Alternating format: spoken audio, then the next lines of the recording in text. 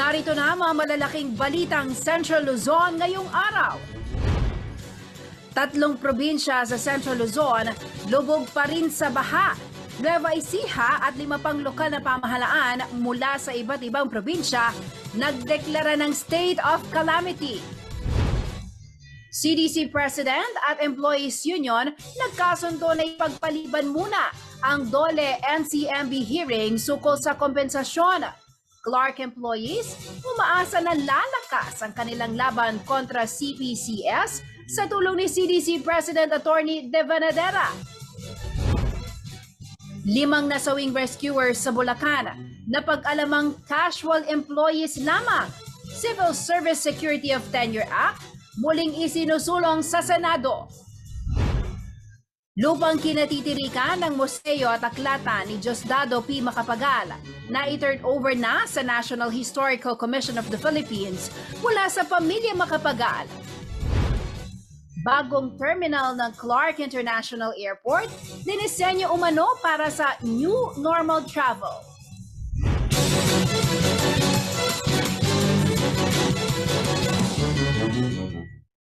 Magandang gabi ka rehiyon. Ako po si Jennifer Salenga. Oras na para sa mga maiinit na balitang Central Luzon. Lubog pa rin po sa baha ang ilang probinsya sa Central Luzon at 3 araw matapos manalasa ang bagyong Carding. Ayon sa National Disaster Risk Reduction and Management Council o NDRRMC, hindi pa rin umano humuhupa ang baha sa Nueva Ecija, Pampanga at Bulacan. Sa Pampanga, pinakapektado ng baha mga bayan ng Candaba, Santo Tomas, Macabebe, Binalin, Apalit at Masantol. Batay po sa tala ng Pampanga River Basin Flood Forecasting and Warning Center, hindi pa rin nakikitang huhupa agad ang baha matapos umabot sa kritikal ang level ng tubig sa Candaba Swamp Area at Candaba Station. Habang mataas pa rin umano ang tubig baha sa lalawigan ng Bulacan, kabilang ang San Ildefonso, Doña Remedios Trinidad at San Miguel at karamihan umano sa mga residente ang nananatili pa rin sa evacuation center. Sa pinakahuling ulad ng NDRRMC, nasa 81 na lugar ang binaha sa Central Luzon habang 4 na kalsada ang not passable o hindi pa rin po maaring daanan. Samantala, nagdeklara na ng state of calamity ang lalawigan ng Nueva Ecija, pati na rin ang San Miguel, Bulacan, Concepcion, Tarlac, Dingalan, Aurora at Macabebe, Pampanga.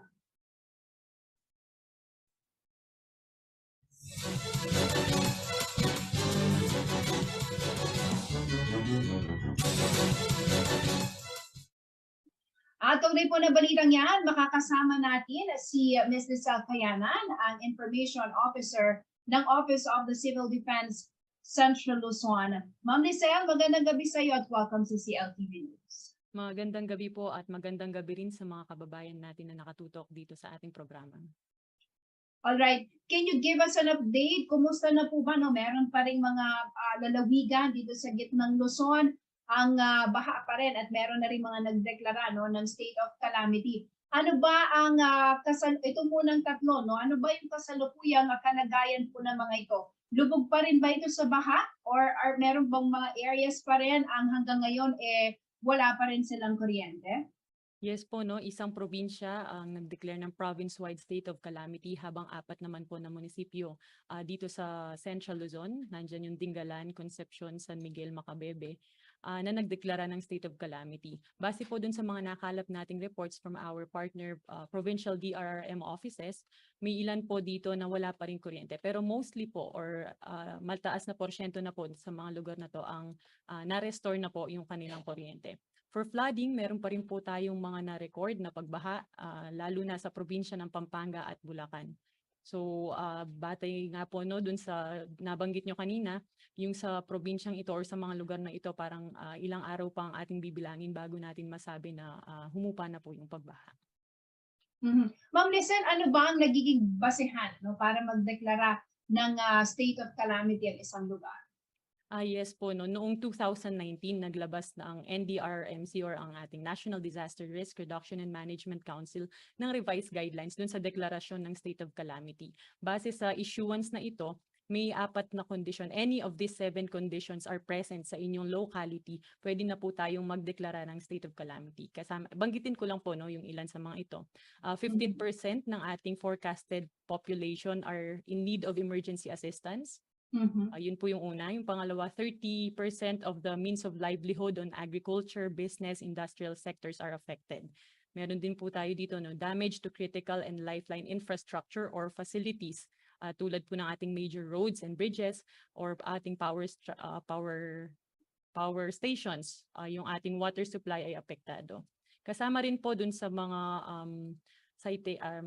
parang criteria, yung widespread destruction of fish ponds, crops, poultry, and livestock, disruption of lifelines such as yung ating food supply, electricity, and also no, kung madami na po tayong or meron po tayong high incidence ng mga sakit, whether this is communicable or non-communicable. And lastly po, no, yung significant degradation to environmental and natural resource. So base po dun sa mga criteria na nabanggit natin, itong mga lugar na nagdeklara ng state of calamity, meron po sila any of these 7 conditions na nakita po nila na present sa kanilang lugar. So ngayon po, ang ating mga probinsya or ating mga cities, municipalities ay magbabase dun sa report na na-i-produce or base dun sa assessment ng kanilang local DRRM councils or offices. So ito po ay ilalapit nila or i-recommend nila sa kanilang sangguniang bayan for declaration of state of calamity sa kanilang mga lugar. Inyo po nga, ito pong inyong ipinadalang situational report, ano? Meron po tayong total na 7 casualties. Dito po sa gitnang Luzon yan, 6 sa Bulacan, 1 po sa Zambales. Alam na po natin yung 5, no? Ito po yung rescuers na nasawi, no? sa Bulacan. Pero meron pa pong isa from Bulacan at yung isa sa Zambales. May we know po, Ma'am Lizelle, kung ano yung cause of death nito pong 2 pa na casualty? Nakakalungkot man po no, na sa kabila ng preparation ng ating mga provinces, ng ating mga LGUs at ng ating RDRMC, meron tayong mga naitala na casualties. So yung 2 po dito ay yung isa sa Baliwag, Bulacan and yung isa ay sa Cabangan, Zambales. Yung sa Bulacan po, yung ating casualty, pinuntahan po siya ng ating mga responders no, or yung ating mga councils and pinayuhan na lumipat. Ngunit nagpumilit po itong victim natin na magstay sa kanila. So kinabukasan po sa kasamaang palad nakita yung kanyang bangkay sa kanilang lugar or malapit sa kanilang bahay. Yung isa naman po sa Cabangan, Zambales, ito po ay isang farmer. So hinanap niya or chinek po niya yung kanyang mga alaga. So ayun po, hindi siya nakabalik sa kanilang bahay at kinabukasan din po ay nakita na po yung kanyang bangkay sa rice field. Alright. Nakakalungkot na balita po ng ating pakikiramay sa mga pamilya ng mga biktima no, nito mga Bagyong Karding. Pag-usapan natin, Ma'am Lizelle, yung damages naman, ano, base po sa inyong report, ilan ba, may mga bahay ba na nasira dahil po sa Bagyong Karding? Base po dun sa na-collect nating data, no, ito po ay galing sa DSWD. Meron na tayong na-record na 18,249 na mga totally and partially damaged houses dito sa Central Luzon.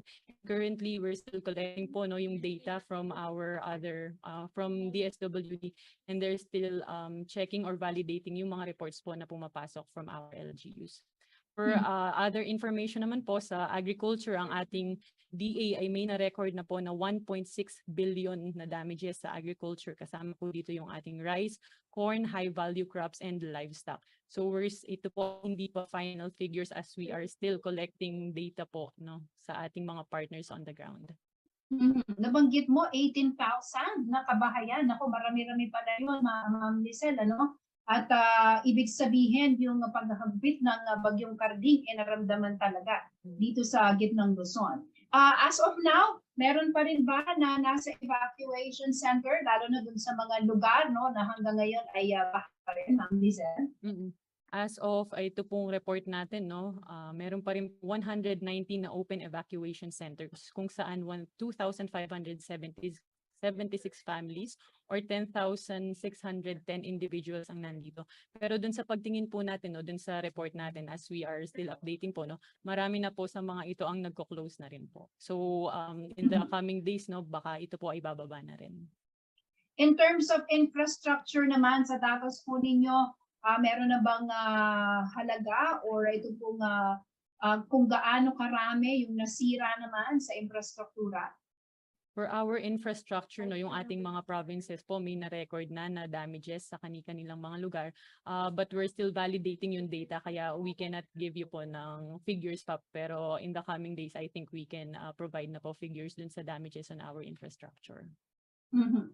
Ma'am Lizelle, in general, masasabi po ba natin na talagang napaghandaan itong pagdating ng Typhoon Harding? At ano po ang basis para masabi po natin na well-prepared tayo? Mm. Base naman po no dun sa ginagawa natin tuwing may mga bagyo na parating sa ating bansa, lagi po yung ginagawa natin before pa pumasok or pagpasok pa lang ng bagyo na binabantayan natin, nagkakandak na po tayo ng mga pre-disaster risk assessment. Ito po ay sinasagawa para makita natin saan ba tatama ang bagyo, sino ba yung maaaring maapektuhan nito. So dito po sa region, Thursday pa lang last week, nag-conduct na po tayo ng weather updating, and by Friday nagkaroon tayo ng pre-disaster risk assessment. Kasama po natin dito yung ating mga science agencies para bigyan nga tayo ng information, and also yung ating mga provincial DRM offices. And nakapag-decide po tayo or nakapag-craft tayo kung ano yung mga gagawin. And regular din po yung ginawa nating mga information dissemination sa ating mga kababayan. And nung nakita po natin no, na itong bagyong ito ay pwedeng tumama ng or pwedeng maging super typhoon, agad pong nagsagawa ng mga preemptive evacuation yung ating mga partners on the ground. So sila po ay nag-ikot-ikot sa kanilang mga lugar para payuhan yung ating mga, hindi lang preemptive, no, pati forced evacuation para siguraduhin nga po na yung mga kababayan natin na maaaring maapektuhan or yung mga nakatira sa mga low-lying areas ay mailigtas or mailipat natin sa mas safe na lugar. So I think lahat po ng lahat ng mga preparedness measures na ating sinusundan ay nagawa po on our end and natin ng ating mga provincial partners or mga provincial DRM Os. Mhm. Ma'am Lizelle, makahingi na rin ako ng update para naman sa kapakanan ng ating mga motorista, because merong mga roads ang sinara dahil nga it's either lubog, no? Meron ba tayong update? Kasi nabanggit natin kanina na meron pang 3 na not passable. As of this moment, as we speak, may update na ba kayo kung maaari na bang daanan itong mga lugar na ito? So base po dun sa na-collect din nating data from DPWH, may 5 reported pa po tayo na mga daan na hindi maaaring daanan dahil po sa tubig. Maki-mention lang or natin, dahil sa Ma'am flood. Lizelle, para Yes sa po. ating mga motorista na nakikinig at nanonood.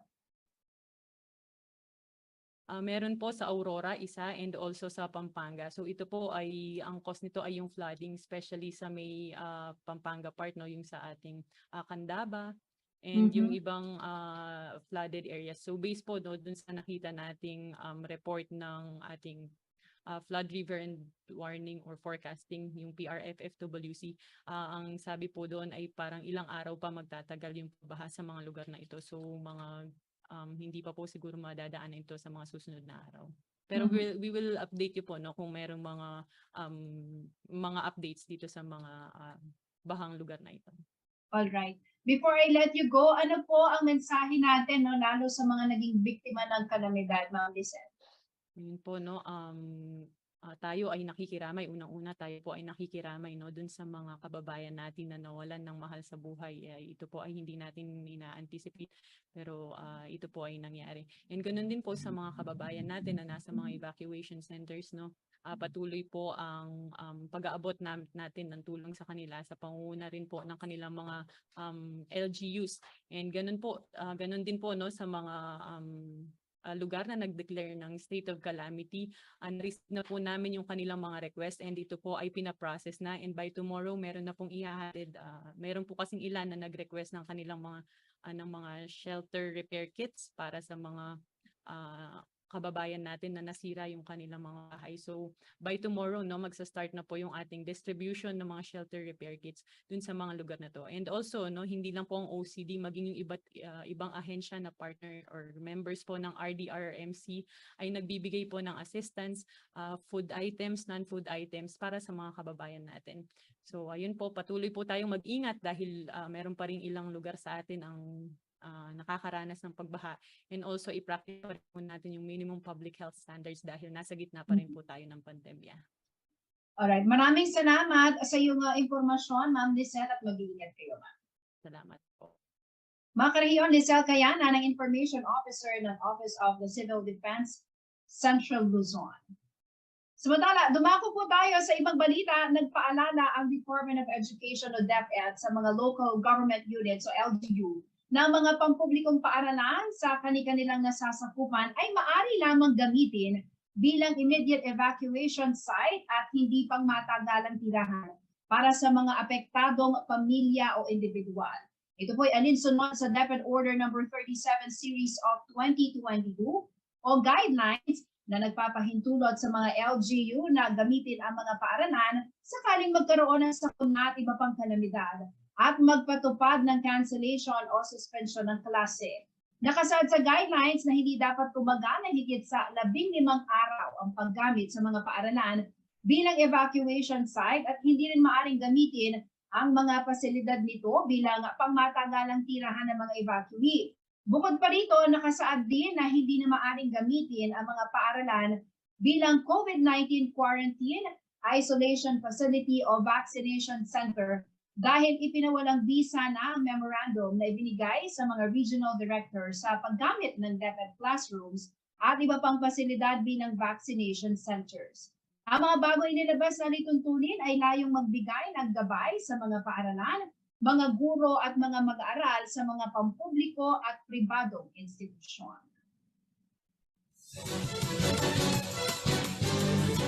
Manatiling nakatutok para sa iba pang mga nangungunang balita.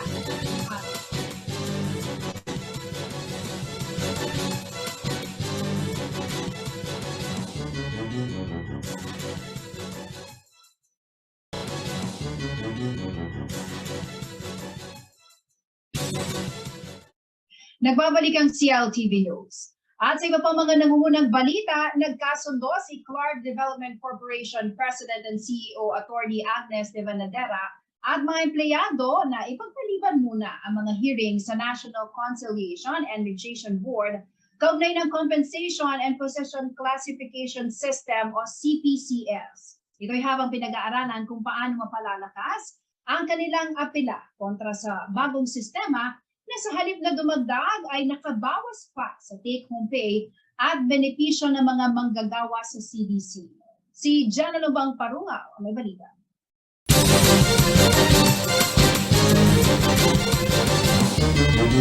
Pansamantalang ipinagpaliban muna ng Association of Concerned CDC Employees o ACCESS at ng Association of CDC Supervisory Personnel o ACSP ang kanilang negosasyon at nakatakdang hearing sa National Conciliation and Mediation Board kaugnay ng Compensation and Position Classification System o CPCS. Nakipagkasundo ang dalawang grupo sa management ng Clark Development Corporation na bigyan ng sapat na panahon ang bagong upang President CEO na si Attorney Agnes de Vanadera na mapag-aralan muna ang kanilang hinaing ukol sa naturang salary at benefit system.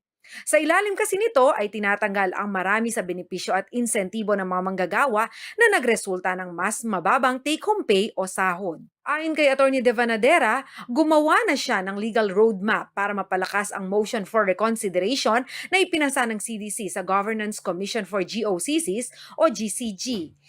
Ito umano ang gusto niyang tutukan nila kasama ang mga empleyado sa halip na mga argumento sa NCMB.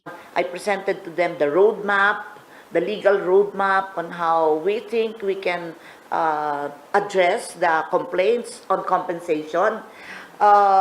We filed a joint motion to postpone all hearings indefinitely. Because I asked them to choose which forum do you like. You like to go to Dole? Sige, sila ang kausap mo. Or you want to come to my office every week. And I will appraise you of how far we have gone. Sa kanyang pagsusuri sa CPCS at apila ng mga kawani ng korporasyon, isa raw sa dapat na tingnan ay ang panahon ng pagkakapasa ng GCG law at panahon na tinatanggap ng mga empleyado ang kanilang benepisyo at insentibo. Well, ang tinignan ko dyan, regime. Prior to GCG, yun, one regime yon. At that time, ano ang allowed? Diba? Kasi ang nangyari sa CPCS, lahat hindi na allowed. Parang ganon. So sabi ko, teka muna, i-compartmentalize natin yung problema. Ang cutting edge dyan, yung effectivity ng GCG law. May approval ng board. Ano yung pwedeng ibigay prior to GCG law? After GCG, totoo, kailangang may GCG approval. Pero yung ba absolute? Diba? Yung ba ay absolute because we are under the labor code. So, ang isa doon that we would like to pursue is do the workers have already the vested rights? Sa ngayon ay status quo pa rin daw ang sahod ng mga CDC employees o hindi muna ipatutupad ang CPCS. Ngunit hindi raw sapat ito. Pagsusumikapan daw ng kanyang liderato na agad na maaksyonan ang problema sa sahod. Hindi tayo pwedeng ganun na...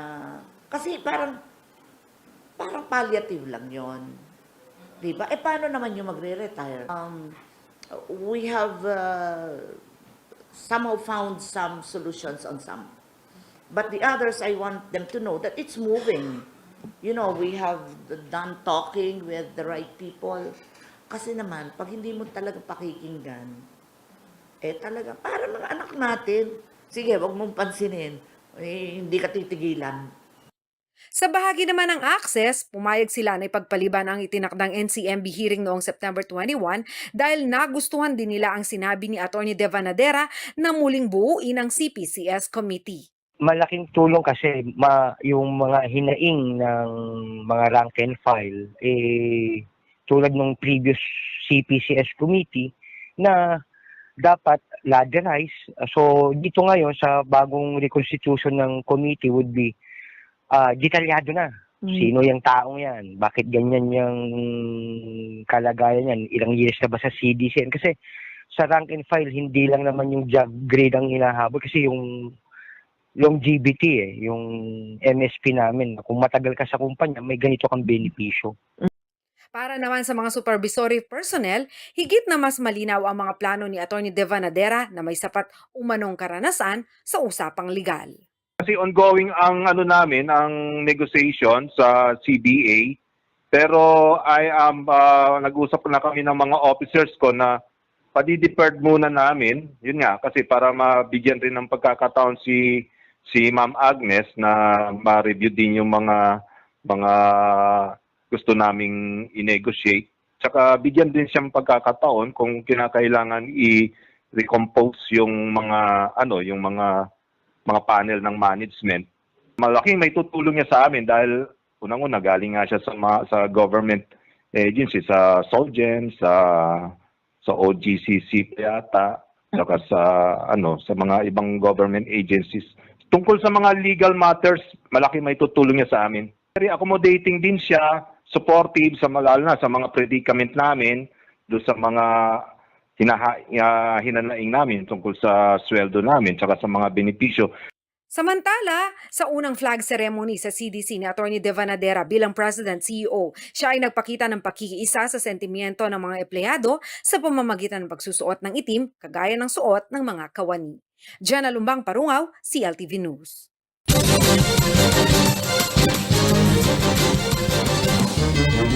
Isang seminar ang binuo ng Securities and Exchange Commission Tarlac Extension Office o SECTEO kasama po ang Philippine National Police Training Institute Regional Training Center 3 para sa 100 police trainees dito sa September 14 sa Magalang, Pampanga. Layo ng seminar na turuan ng mga police trainee patungkol sa mga illegal na investment activities at kung paano magpa-file ng complaint upang mahanap at masakdal ang mga tao sa likod ng naturang gawain.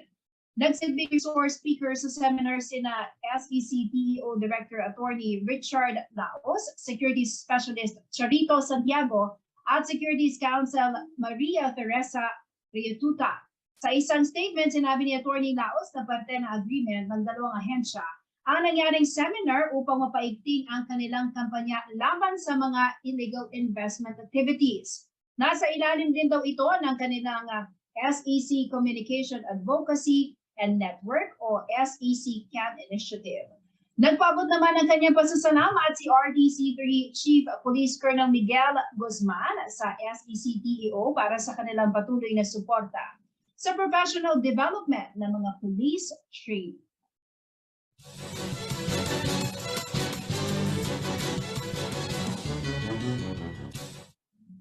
Kaunay naman po ng selebrasyon ng Tourism Week, pinarangalan ng lokal na pamahalaan ng San Fernando ang mga tourism stakeholders sa syudad. Kasama po sa mga nakatanggap ng Star Tourism Award ay ang CLTV bilang partner organization. Para bigyan po tayo ng detalye, makakasama po natin si Felix Barrios. Felix, kumusta ang naging awarding? Ano yung tinutukan? At ating dyan, no, magandang gabi sa inyong lahat. At kanina nga ay pumunta tayo dito sa Tourism Awards, na Tourism Star Awards sa mga stakeholders kanina dito sa Mini Convention Center sa ating Heroes Hall. At naggawad ng award ang syudad sa 8 categories, no, ng mga stakeholders.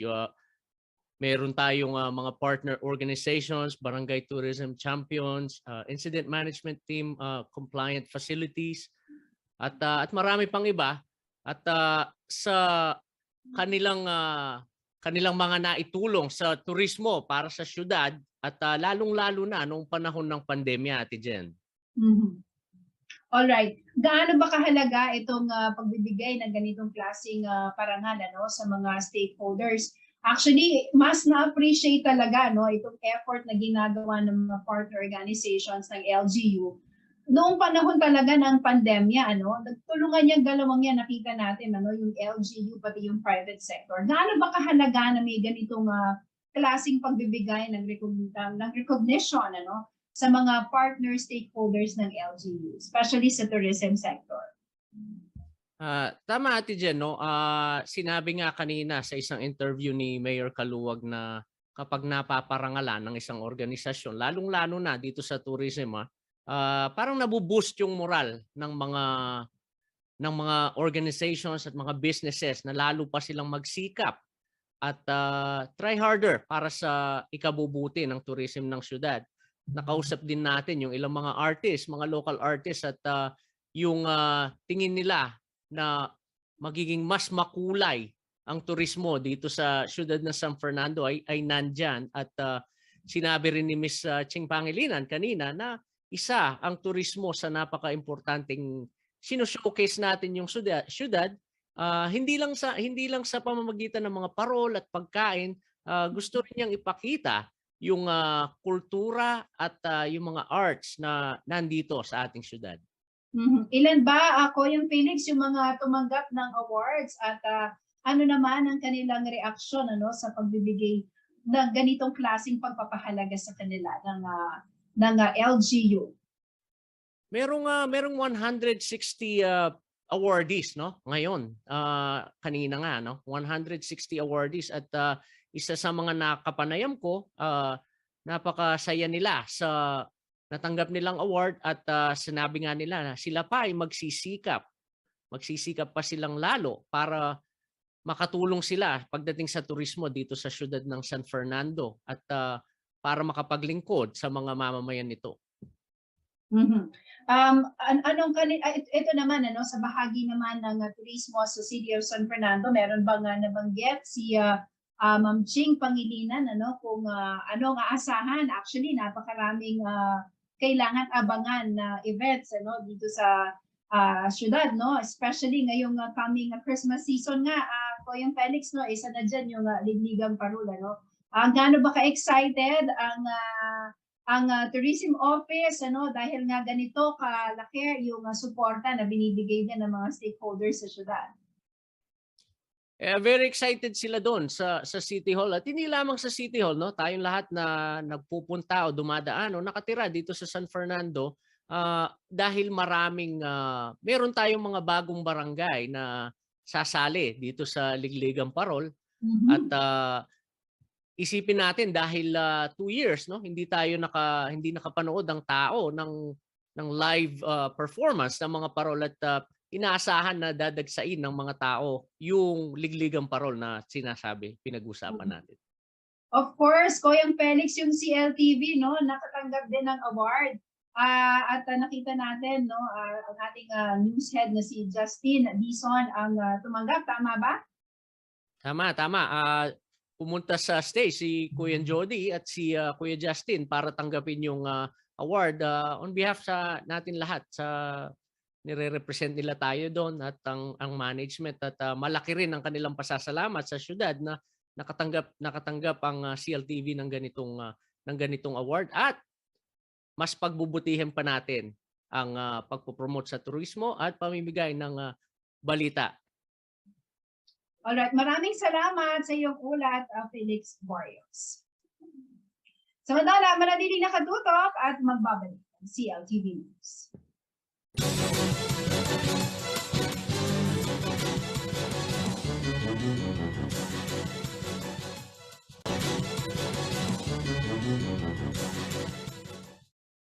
Nagbabalik ang CLTV News. Muli sinusulong ni Senate Majority Leader Joel Villanueva ang Senate Bill number 1310 o ang Senate Bill 131 o ang Civil Service Security of Tenure Act na naglalayong wakasan ang ENDO para sa mga casual at kontraktual na manggagawa sa gobyerno. Ito matapos umanong madiskubre na ang 5 rescuers na nasawi sa pananalasa ng Bagyong Karding sa Bulacan ay pawang mga casual employees sa kabila ng pagiging veterano at mahabang taon ng kanilang serbisyo. Ayon po sa mababatas, ang nangyaring trahedya sa 5 rescuers ay dapat umanong maging wake-up call para seryosuhin ng gobyerno ang security of tenure ng mga manggagawa. Ang iminungkahing batas ay magbibigay ng permanenteng appointment sa mga casual at kontraktual na empleyado na nagbigay ng huwaran at tuloy-tuloy na serbisyo sa loob ng 5 taon sa national government o 6 na taon sa mga local government unit o LGU. Giit ni Villanueva, huwag na umano sanang maulit ang nangyari sa 5 rescuers na nasawi na hindi man lang naging permanente kahit ilang taon o kahit ilang taon na ang mga ito sa serbisyo. Samantala, matatandang pumasa sa Kongreso ang kaparehong panukala, ngunit binito ito ni dating Pangulong Rodrigo Duterte.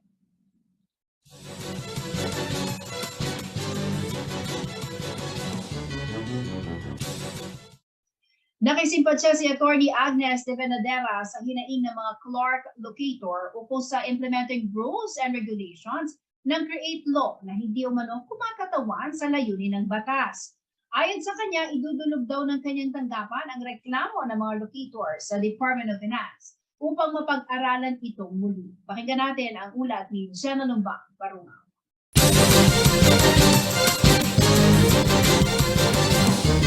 This is something very hot and it can make or unmake any free port zone in the Philippines. Ganito kabigat ang papel na gagampanan ng Corporate Recovery and Tax Incentives for Enterprises Act o CREATE Law ayon kay Atty. Agnes de Venadera, ang bagong upong presidente at CEO ng Clark Development Corporation. Sa kanyang pananalita, hindi umano nagiging consistent ang Implementing Rules and Regulations o IRR ng CREATE Law sa tunay na layunin ng batas na magbigay ng tax relief sa mga locators na kailangang makarecover dahil sa pandemya. Inamyandahan ng CREATE Law ang National Internal Revenue Code of 1997. Sa kabuuan, binababaan nito ang corporate income tax mula 30% to 25% na lamang at nagbibigay ng mga tax incentive. In all the forum that I attended with and meetings with investors, their problem really is that the fiscal incentives that we promised them are being changed. So it's consistency in policy. Immediate implementation yung nangyari, and it makes a lot of difference. Ngunit sa paglabas ng IRR ng CREATE, inalmahan ng mga locators sa mga pre-port at economic zones ang Revenue Regulation 21-2021 at Revenue Memorandum Circular 24-2022.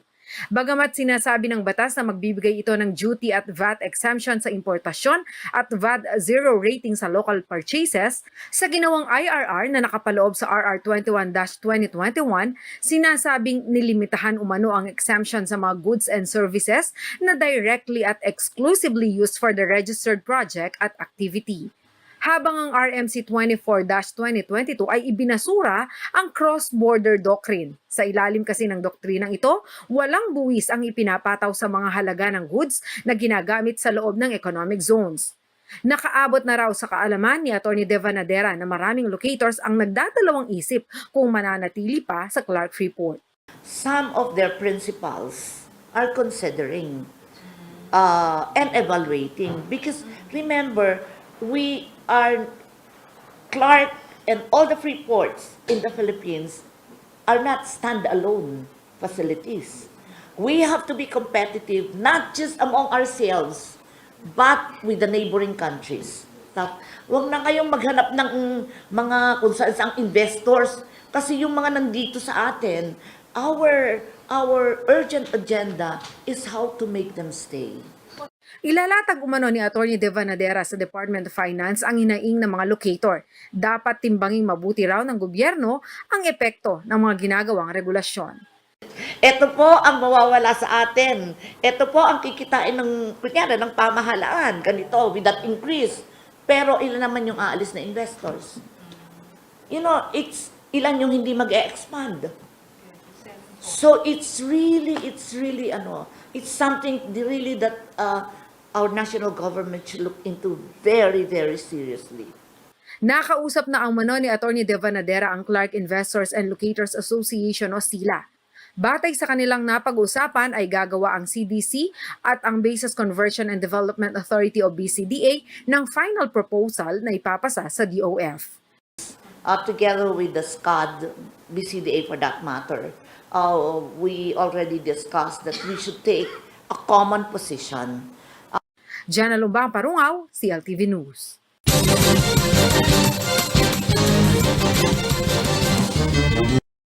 Formal nang na-turn over ng pamilya Macapagal sa National Historical Commission of the Philippines ang lote na kinatitirikan ng museo at aklatan ni Diosdado P. Macapagal sa bayan po ng Lubao, Pampanga. Minarkahan nito ang selebrasyon na ika-112 taong kapanganakan ng yumaong Pangulong Diosdado Macapagal. Narito ang report.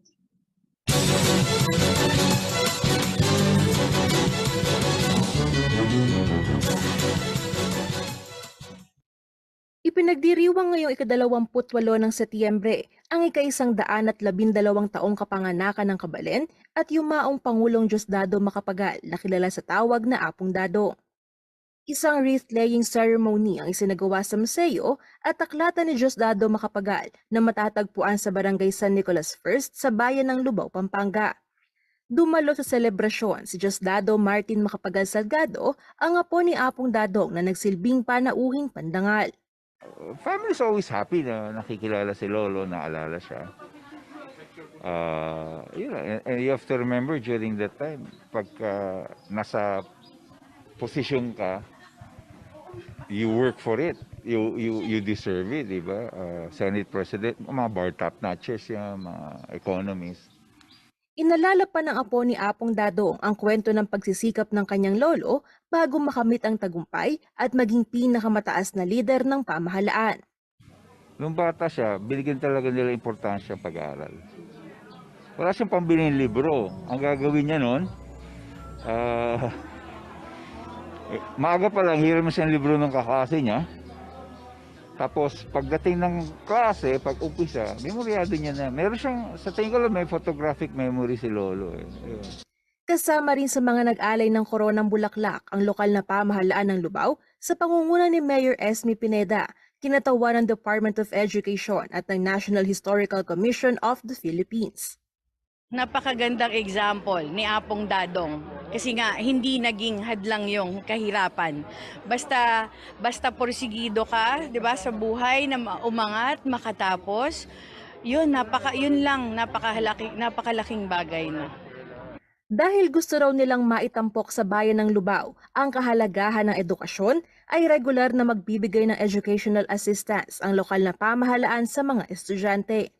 For next year, magkakaroon na kami ng fixed na educational assistance para sa mga estudyante dito sa bayan ng Lubao.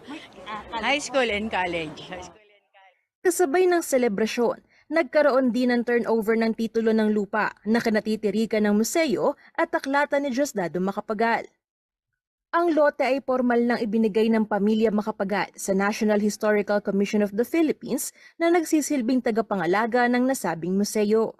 Iniimbitahan naman ng komisyon, lalong-lalo na ang mga estudyante at guro, na bumisita sa museo at aklatan ni Diosdado Macapagal sa bayan ng Lubao upang mapalawak ang kanilang kaalaman tungkol sa yumaong Pangulo at ang kanyang landas sa tinahak patungong Malacanang.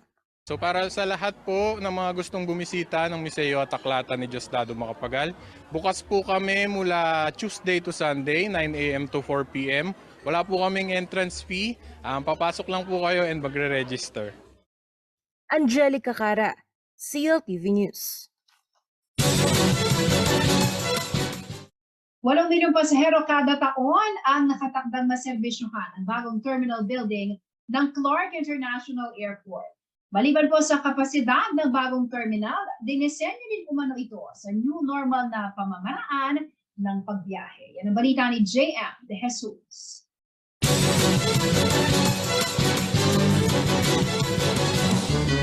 Formal ng pinansinayaan ng bagong passenger terminal building ng Clark International Airport ngayong araw ng Miyerkules, September 28. Maaalalang naging operational ang naturang passenger terminal nito ay kadalawa ng Mayo na kung saan piling flights pa lamang ay sinagawa dito. Ang 110 square meter na bagong terminal ay may kapasidad na hindi bababa sa 8 milyong pasahero taon-taon na nagbibigay sa mga Pilipino ng pasilidad ng transportasyon na makakatulong sa pag-decongest ng Ninoy Aquino International Airport sa Metro Manila. Well, kasi sa Manila, admittedly, the airport is already congested. Yung Manila International Airport has a capacity of only 35 million passengers a year. But pag bumalik na tayo doon sa pre-pandemic level, baka nasa 40 to 45 million na tayo. So talagang meron na talagang kailangang ilipat yung ibang mga pasahero sa ibang mga airports. That's why the President is encouraging other airlines or new airlines or new flights to be in Clark or other regional airports. Ipinagmamalaki din ng bagong airport dahil ito ay sumasabay sa pangangailangan ng new normal, lalo na ngayon ay nasa gitna pa din ng pandemya. Kabilang dito mga contactless feature tulad ng self-service check-in kiosk at bag drop system, bukod pa sa mga inclusive amenities kabilang ang all-gender restrooms, nursing stations, multi-faith prayer room, at ang kauna-unahang lounge ng bansa na eksklusibo na katuon para sa overseas Filipino workers. Ang disenyo naman ng fasad ng terminal na ginastosan ng 19.25 billion pesos ay sumasalabin sa Mount Arayat, Mount Pinatubo at Sierra Madre Mountain Range.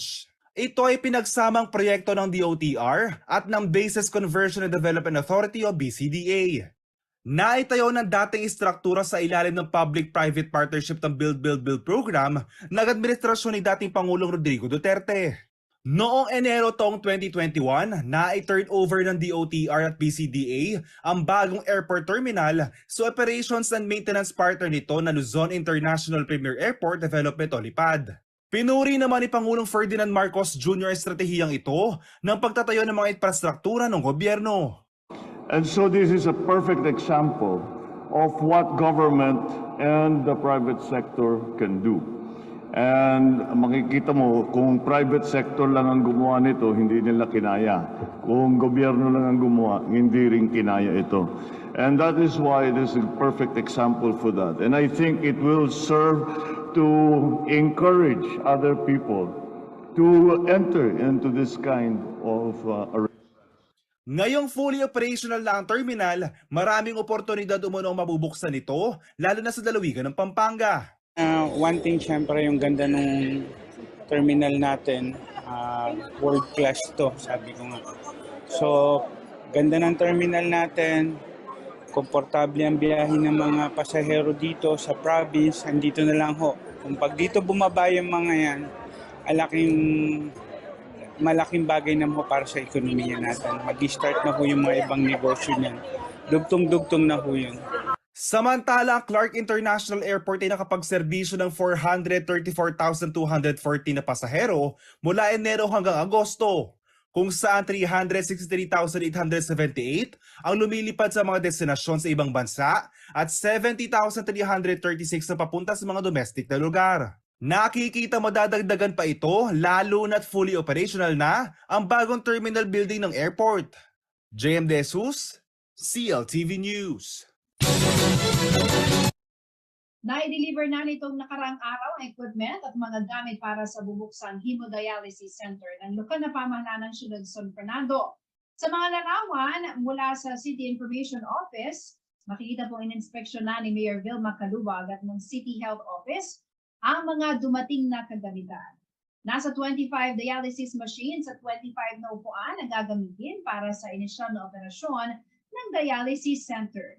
Kakayanin daw nito ang nasa 75 pasyente kada araw. Bilang main project provider at kapartner ng lokal na pamahalaan, sinagot ng Luzon Medical System ang mga makina, medical equipment, tools, and supply. Ang city government naman ang nag-provide ng gusali na magsisilbing dialysis center. Ito ang dating evacuation center sa City Civic Center. Libre po ang dialysis session sa center na ito para sa mga PhilHealth members sa mga Fernandino. Kabilang po ito sa campaign promises ni Mayor Calubag. Plano na mabuksan ang dialysis center sa unang linggo ng Oktubre.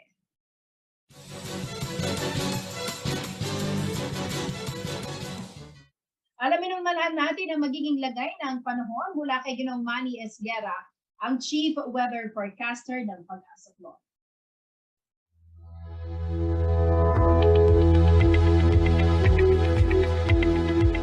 Narito po magiging taya ng panahon sa susunod na 24 oras. Isang low pressure area po ang namataan ng Pag-asa at ito po ay tinataya nasa layong 1,240 kilometers dyan po sa may silangan ng extreme northern Luzon. Samantala po, southwest monsoon o habagat pa rin po nakakaapekto, lalong-lalo na po dito sa may kanlurang bahagi ng central at southern Luzon. Kaya po ang Occidental Mindoro at Palawan, magiging maulap po ang papawiri na may mga kalat-kalat na mga pag-ulan, paghidlat at pagkulog, dulot po ito ng habagat o southwest monsoon. Samantala po ang Eastern Visayas at Caraga, maulap din po ang papawirin na may mga kalat-kalat din mga pag-ulan, paghidlat at pagkulog. Ito po ay dulot naman ng trough ng LPA o extension po ng LPA. Samantala po ang Metro Manila at nalalabing bahagi ng bansa, kasama na po dito ang Pampanga, magiging bahagya hanggang sa kuminsan ay magiging maulap din po ang papawirin na meron lamang po tayong inaasahan mga pulo-pulong mga pag-ulan, paghidlat at pagkulog, lalong-lalo na po sa bandang hapon o gabi. Ito po ay dulot naman ng habagat din at ng localized thunderstorm. So ito lamang po sa ngayon ang mga weather system na nagbibigay po ng mga pag-ulan na binabantayan ng Pag-asa, kaya pinag-iingat pa rin po ang lahat. At yan ang mga balita ang nakalap ng CLTV News. Kasama po ang buong pwersa ng CLTV News and Current Affairs.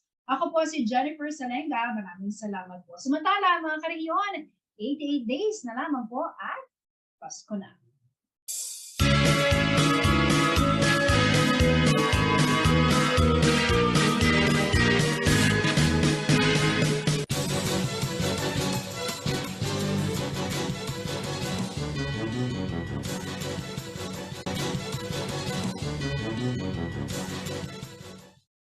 Nagbabalik ang CLTV News. Muli sinusulong ni Senate Majority Leader Joel Villanueva ang Senate Bill number 1310 o ang Senate Bill 131 o ang Civil Service Security of Tenure Act na naglalayong wakasan ang ENDO para sa mga casual